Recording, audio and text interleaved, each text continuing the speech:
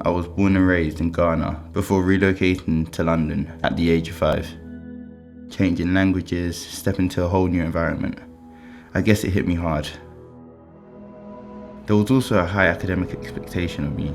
At this point, it didn't exactly help, both my siblings excelling in school, whilst I was more of an active learner, a dreamer, and glancing over words on a page just did not excite me. I struggled with my self-image a lot. The self-doubt plagued my mind. Why couldn't I just be normal, like everyone else?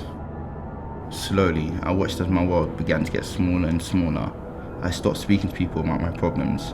I was all I had after all. Who would love me? Better yet, who would accept someone like me?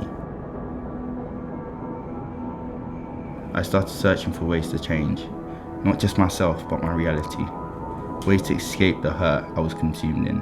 And when I found boxing, it gave me the passion. It gave me a hope.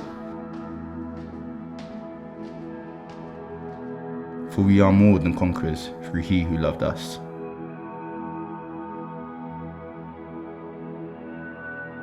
A drive had been birthed, one I had never seen before, and it powered me through countless months of exhausting training. A year later, I found myself at my first fight, and when the moment reached, I had fallen short. So I went into my second, third fight, but still the same result. This left me crushed, and in all honesty, I started to question, am I good enough for this?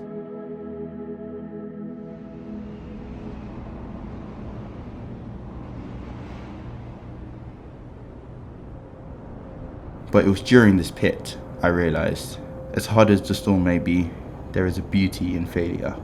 There is always a lesson to be learned that will propel you.